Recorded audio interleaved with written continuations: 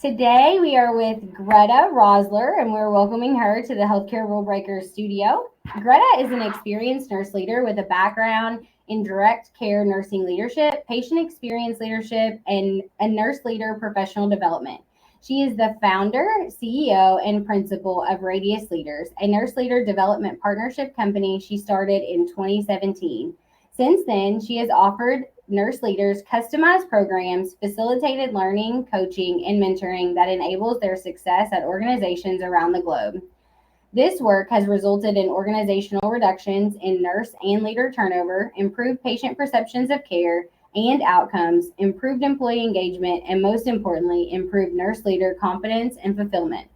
Greta serves as a subject matter expert for multiple companies and nonprofit organizations in the patient experience and healthcare engagement space and has authored numerous articles on nursing professionalism, leadership, and skills training. She is currently pursuing her PhD and plans to study nurse leaders' perceptions of self efficacy and correlations to best practices, such as nurse leader rounding.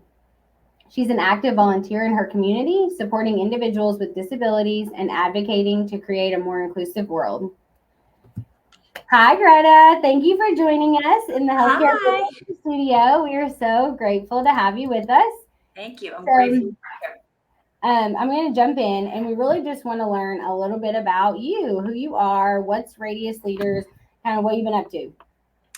Okay, well, thank you both for having me. I feel like I'm having sort of like a pinch me moment, right? To be with two influencers in their own way. So I'm very grateful for that. So Radius is like my passion, and I started Radius in 2017 when it was sort of like by accident, right? I had done some presentations talking about some of the work I did at that time as a nurse manager, and I got some requests to continue those and to help people out in certain ways outside of my organization.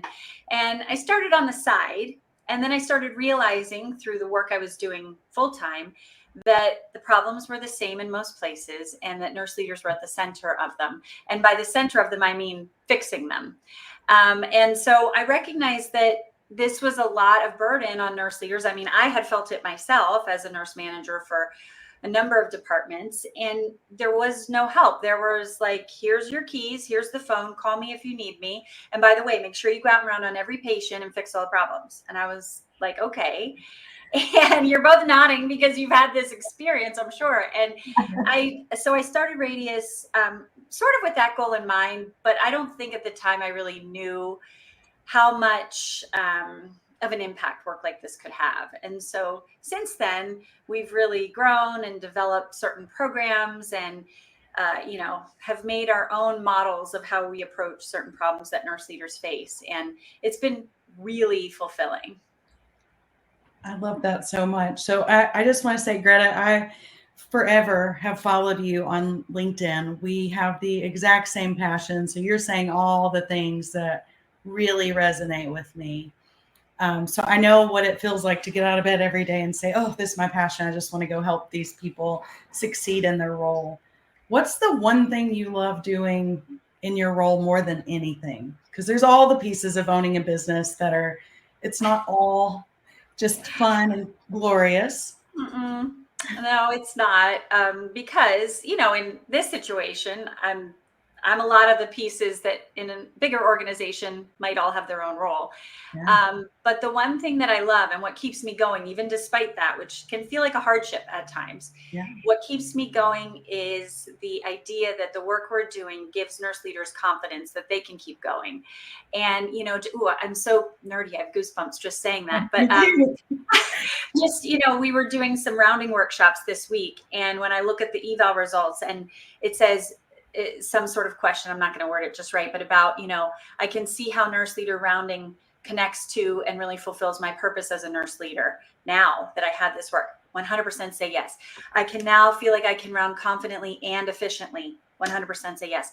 So that stuff to me is what keeps me going. That's my favorite part, is knowing that, wow, I was a small part of just empowering all these nurse leaders to go out and own it and really do something that only they can do in the hospital with the impact that we want them to have.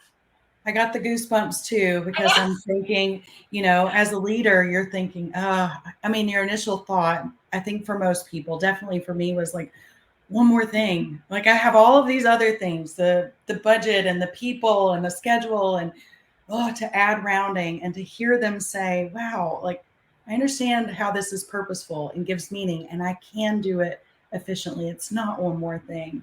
I love that. You gave me goosebumps. Good. I'm glad. Thank you. I feel like that's the general been the general theme of all the people that we've got to interact and just hear that passion pour through. It always gives me like that little chill of, oh my gosh, people get to do what they love. So I do have a question, just kind of a follow up. So you and I have been connected, and I've considered you one of my mentors over the last 2 years as I've transitioned from working in the hospital to building a business. So I have a few questions. So when you're looking at, one of the things that I think we all want to know is, when you're teaching nurse leaders, you're teaching them about rounding, how are you also helping them with managing their time and being able to kind of pull that together? Because that was one of the things that I think about even now. Like I feel like time management is such a joke for a founder, that you're just trying to like figure out, just okay, can I tread water? So I really think that I would love to hear, and I think maybe some of our listeners would love to hear, like how you help with that aspect of all of the helping them balance all of the things. So that's a great question, because as I always say, you can't manage what you don't have, right? If you don't have money, you can't manage it. You're stuck, you're having a problem, but you can't manage it. And so what we do, and it's really fruitful. What I really enjoy doing is, before we ever teach leaders, the ideal scenario, right, is before we ever teach leaders rounding. So like in our skilled nurse leader program, the foundation of that starts with a couple of things, but one of those things is what I call time ownership. And we created an evidence-based tool. I say evidence-informed. I'll say evidence-informed tool about how to assess your time and where nurse leaders generally, and the evidence around it. There's lots of articles that say nurse leaders don't have any time, but when you really break it down, okay, what is the truest barrier? So we have this evidence-informed tool using the evidence that says how nurse leaders feel like they're spending their time and what sucks up all their time and energy. And we have them self-assess that. And then we start incrementally asking them a choice about a 15% improvement that they could control. There are certain things you couldn't control, but we get them there, and then we continue to revisit that.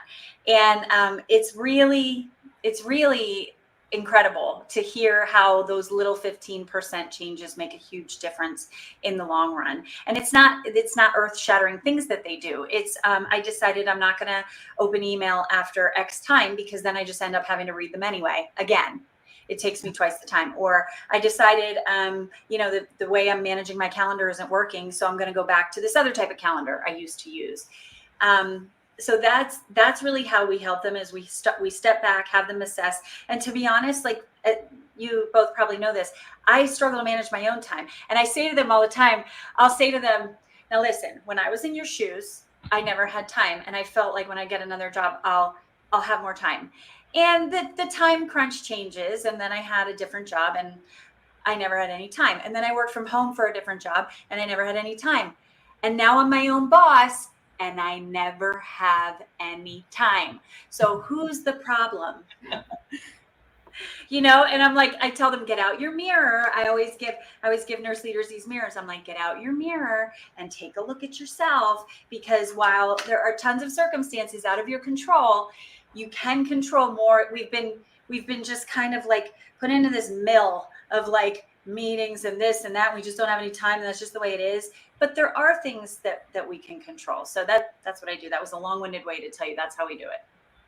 I love that. I'm always saying Michael Jackson. I'm starting with the man in the mirror. And all these things you can teach them, but the truth is, it's an inside job. Like, yes. I can give you all these tips and tricks and tools, and some work for you and some work for me, but it's really about how do you take ownership. I love that you called it time ownership of where I'm going to spend the most valuable possession that I have. Mm-hmm. Yeah, you're absolutely right. They have to accept it and own it. And it's, there's always going to be things, but like, even if owning it means I have to ask for help, then, yes. My That's God, what you said it. That was gold right there. Because that's exactly where I was going. I was like, I mean, that's my biggest thing. I think we all think of as nurse leaders, we all think, oh, if we ask for help, we're showing that we can't manage. We are showing that we can't lead. We're showing that we are weak. And I think we do have to like take part of that in our time management strategy and know like what our own capacity is, what things we have to say no to, what things we personally need to say yes to, and what we need to give up in order to be able to say yes to those things. And I think a lot of that comes from evaluating yourself and really just kind of building in those strategies for yourself of this is how I know what my capacity is, these are the things that belong to me, these are the things that I need to ask some other great human being to assist me with. Yep, that's So key. that was total gold, so I love it. Good. I'm glad. That's probably the only golden thing I'm going to say all day. Yeah. Yeah. Cool. I highly doubt that. Okay, so I have one more question that I'm just curious about. So in your journey, in your transition, so you mentioned like these job transitions that you've had, and I feel like that's going to resonate with a ton of people because it resonated with me, right? Like I had one job, I felt like, oh, I can't, get home on time. I can't get out of the office. I can't do this. And I mean, it's kind of bad now too because I have a home office. So then I think like, oh, I can go home and I'll do this. And then I get in my office and I get in that mode and I'm like, you know, you're going back at it full speed again. So how is it that you have taken, what have you learned from those transitions? What's the biggest takeaway that you've had from those transitions, and how have you used that in your role to building your company? How do you channel that?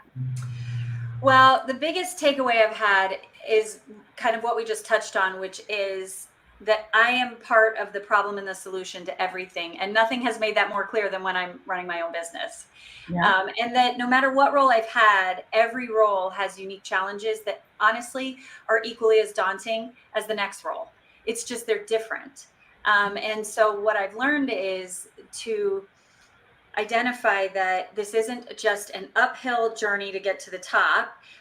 It is like a journey over mountains of up and down, and to accept the highs of it and to accept that the lows are meant to teach me something or push me to a new level and get me thinking differently, and to really trust my instinct in those ways. So I've had to really learn, like, no matter what job you have, Greta, there's going to be tons of problems, and you have a role in them, and it's natural.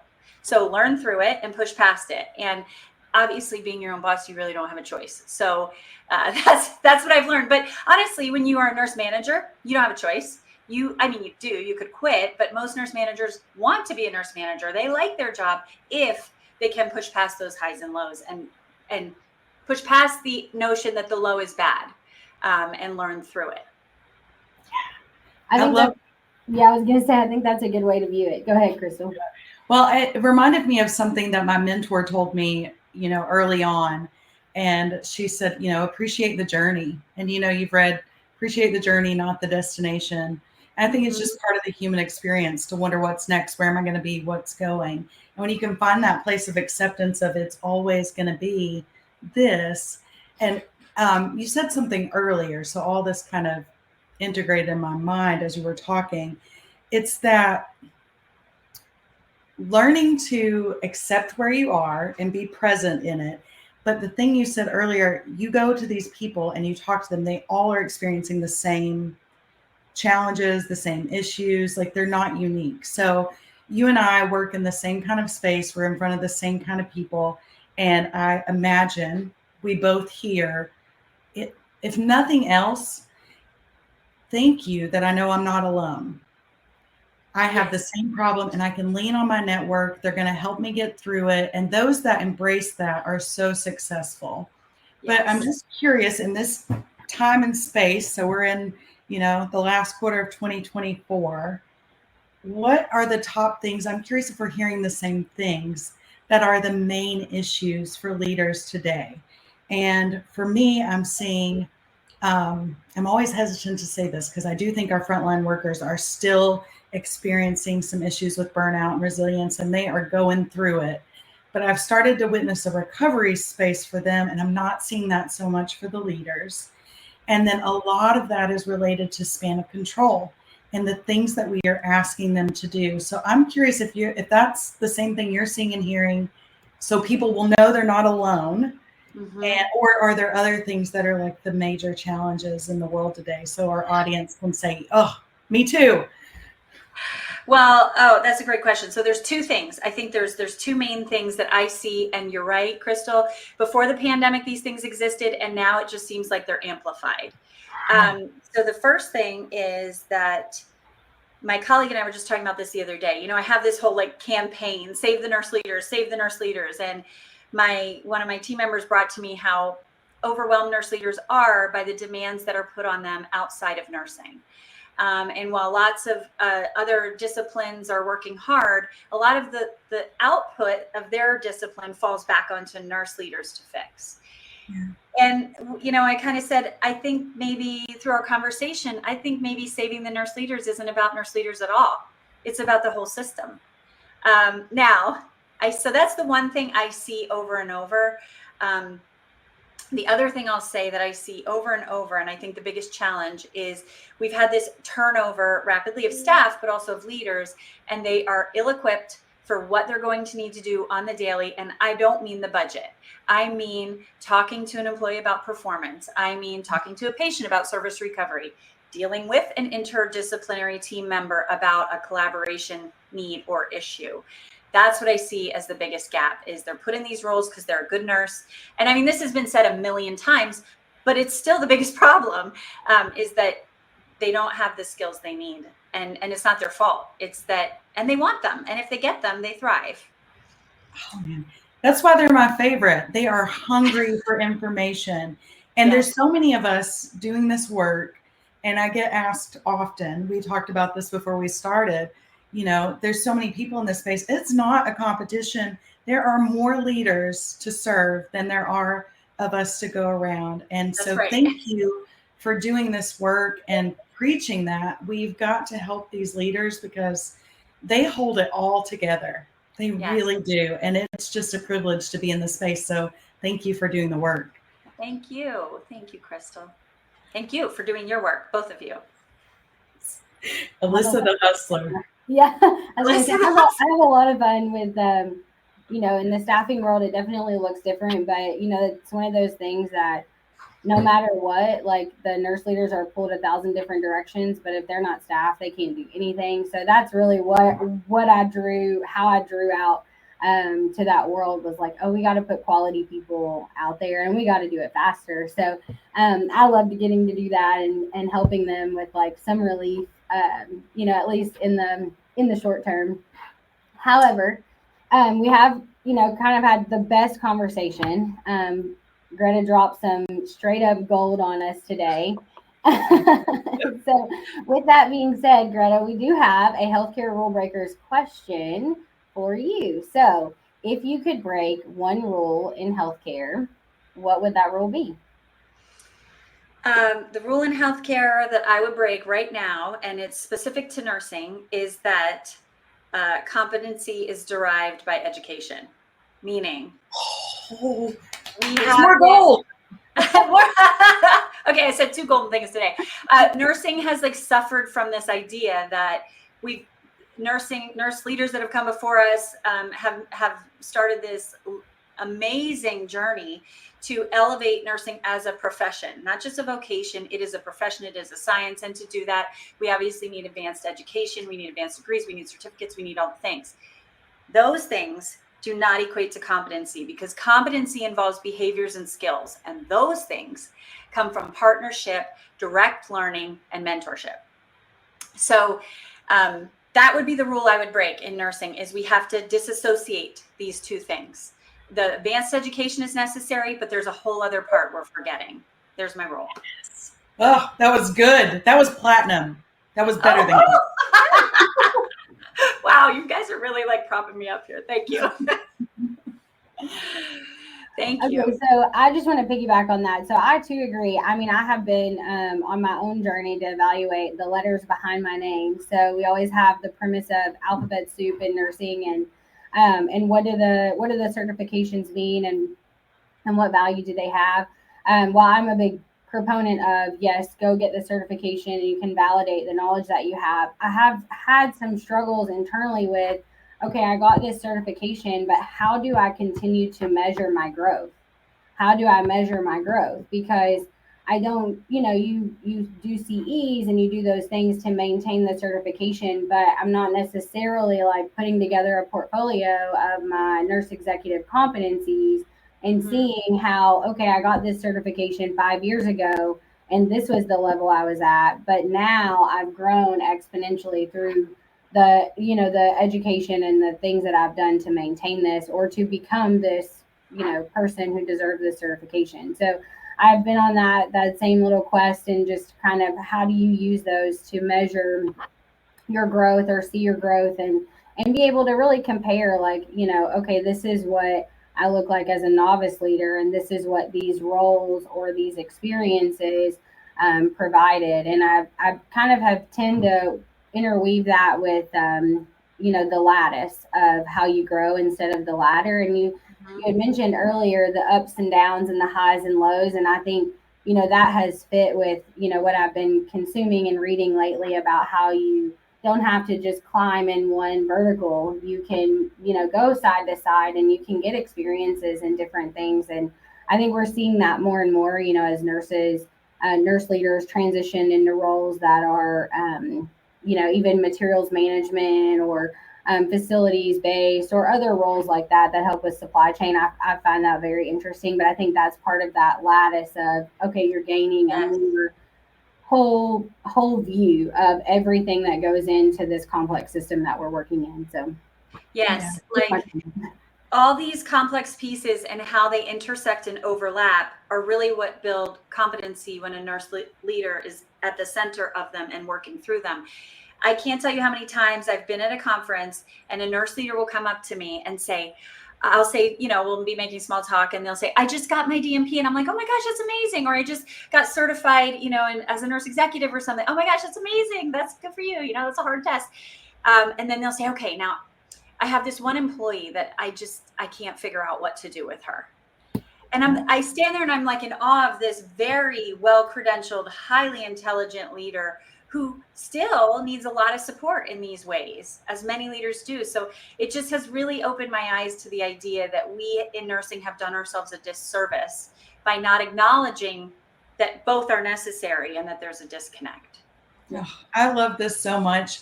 And the way that, because also we all are pursuing our doctorates or have completed a terminal degree. We have certification. So clearly there's value. We know that there's value. But you're so right. It goes beyond that. And I'm a huge sports fan. So I remember listening to Peyton Manning talk one time, and it was, at the height of his career. He was like, even the best of us need a coach. Even the MVP of the Super Bowl still needs a coach. And so I love that it's not just come to this program and you're magically going to have it. Take this test and you've magically got it.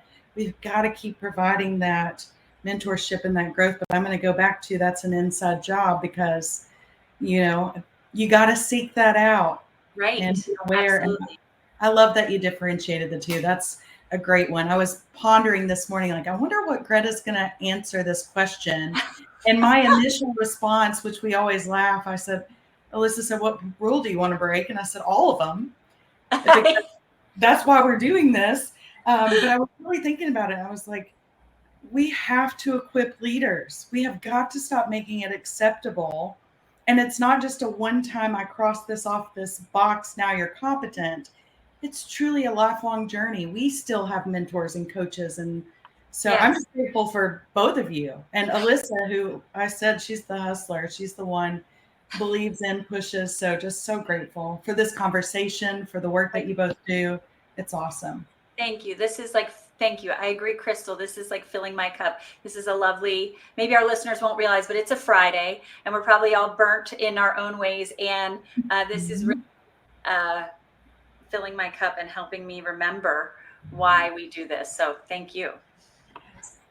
Okay, so one thing that we do love to be able to share, Greta, if someone wanted to contact you, they wanted to talk to you, Can you share like how they might be able to do that? Yeah, sure. So the easiest way to get me, honestly, the way most people would find me is LinkedIn. And you could go to our website, which is radiusleaders.com, and there's a contact me form, and I would get that too through the channel there. But most people would reach out on LinkedIn, and my email. Is it like weird to say my email on the, like it's Greta at radiusleaders.com. It's pretty straightforward. So any of those three ways, but LinkedIn is usually the most straightforward. And is your handle on LinkedIn, is it just your name? Oh boy. See, this is where Alyssa's a hustler and I have no idea. I think if they just search me up by my name, Greta Rossler, I'll come up. Okay. Yeah. And All right. I want to just recommend, if you listen to this and you are going to connect, or even if you don't need to talk to her personally, just search her, because you can watch the work that's going on out there. And I get gold from you all the time. It's not just one time today. Thank you so much, Crystal. Likewise. So thank you. All right. Well, we appreciate you coming to the studio with us today. Thank you. Yes. Good to spend time. Likewise.